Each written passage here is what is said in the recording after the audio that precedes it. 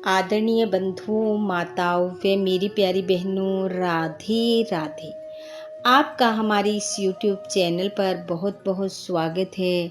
बंधुओं, आज हम इस वीडियो में नवरात्रि के शुभ अवसर पर माँ भगवती के वाग बीज मंत्र एक की कथा सुनेंगे, जिसे सुनने सुनाने से अज्ञान, चिंता आदि व्याधि, दुख व संकटों का नाश होता है। कथा सुनने के बाद यदि आप हमारे चैनल पर नए हैं तो कृपया हमारे चैनल को सब्सक्राइब करें, बेल आइकन को प्रेस करें ताकि हमारी वीडियो की नोटिफिकेशन सबसे पहले आप तक पहुंचे। वीडियो को शेयर व लाइक भी जरूर करें। देवी भागवत की कथा के अनुसार कौशल देश में देवदत्त नाम का एक विख्यात ब्राह्मण रहता था। ब्राह्मण देवी भगवती का अनन्य भगत था। ब्राह्मण के कोई संतान न थी। उसने संतान प्राप्ति के लिए सविधि पुत्रेष्टि यज्ञ किया। माँ भगवती की कृपा से 9वें महीने ब्राह्मण की पत्नी रोहिणी ने रोहिणी नक्षत्र में एक पुत्र को जन्म दिया। पुत्र को पाकर दोनों प्रसन्न थे।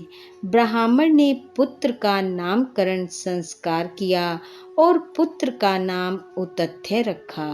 दोनों बड़े ही लाड चाव से पुत्र का लालन पालन करने लगे। समय बीता। उतथ्य के कुछ बड़ा होने पर ब्राह्मण ने उसे पढ़ने के लिए गुरु के पास भेजा, लेकिन उतथ्य ने एक भी शब्द का उच्चारण नहीं किया। वह मूर्खों की भांति बैठा रहा। पिता देवदत्त ने उतथ्य को पढ़ाने का, उसे शिक्षा देने का भरसक प्रयास किया, लेकिन उतथ्य मूर्ख ही रहा। ब्राह्मण को चिंता सताने लगी। धीरे धीरे बड़ा होने पर सारे लोग, माता पिता, बंधु बांधव, सब उतथ्य की निंदा करने लगे। एक दिन उतथ्य भी सबसे परेशान होकर जंगल में चला गया। उसने माता पिता, संसार सब कुछ छोड़ दिया और जंगल में एक कुटिया बनाकर रहने लगा। उतथ्य पढ़ना लिखना तो कुछ जानता नहीं था, ना ही उसे किसी प्रकार का कोई ज्ञान था। उसने बस अपने जीवन का एक नियम बना लिया कि वह जीवन में कभी झूठ नहीं बोलेगा। इस तरह इस नियम का पालन करते करते उतथ्य को 14 वर्ष बीत गए और अब हर जगह यह बात फैल गई कि उतथ्य ब्राह्मण सत्यव्रत का पालन करता है। वह कभी झूठ नहीं बोलता। एक बार ब्राह्मण पुत्र उतथ्य अपनी कुटिया के बाहर विश्राम कर रहा था। उसने देखा कि बाण से घायल एक सूअर खून से सना हुआ दीनहीन हालत में उसके पास से होकर झाड़ी की तरफ भागा। उस समय उतथ्य माँ भगवती के विचारों में मगन था और उस सूअर को देखते ही दया से ओतप्रोत हो उतथ्य के मुंह से ए शब्द का उच्चारण हो गया। इतने में ही एक शिकारी वहां आ पहुंचा और ब्राह्मण पुत्र उतथ्य मुनि को प्रणाम करते हुए पूछने लगा कि मेरा शिकार, जो कि मेरे तीर से घायल है, कहाँ गया? क्योंकि शिकारी इस बात को भली भांति जानता था कि ये उतथ्य मुनि सत्य बोलेंगे, झूठ नहीं कहेंगे। शिकारी की बात सुन उतथ्य सोचने लगा कि सच हो या झूठ, लेकिन वह इसे कैसे बता दे कि सूअर कहाँ गया है। अगर वो सच बोलेंगे तो सूअर मारा जाएगा और झूठ कहेंगे तो सत्यव्रत धर्म खत्म हो जाएगा।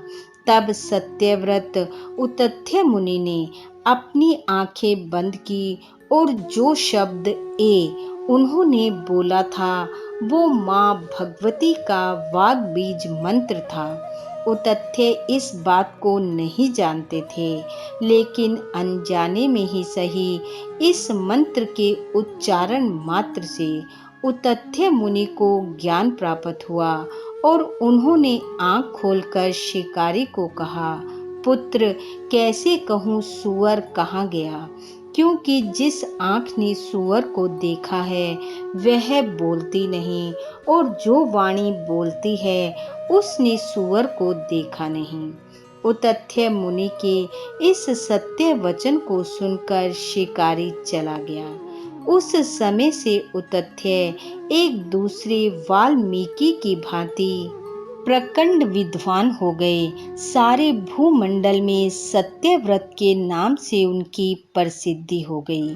फिर उतथ्य मुनि ने सारस्वत बीज मंत्र एक का विधिवत जाप किया। जिन पिता ने उन्हें घर से निकाल दिया था, भगवती की कृपा से वे आदर सहित अपने पुत्र को घर ले आए।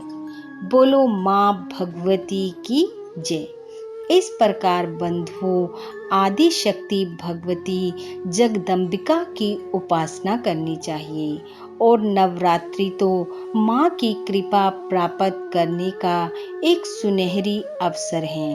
माँ की कृपा होने पर अज्ञान, चिंता आदि व्याधि, कष्ट और बाधाएं नष्ट हो जाती हैं और मनुष्य रिद्धि सिद्धि से समृद्ध हो खुशहाली को प्राप्त होता है। बंधुओं, माँ की ये नवरात्रि आपके लिए हर प्रकार की खुशहाली लेकर आए, आपका घर आंगन खुशियों से भर जाए। इन्हीं शुभकामनाओं के साथ आप सबका बहुत बहुत धन्यवाद। राधे राधे।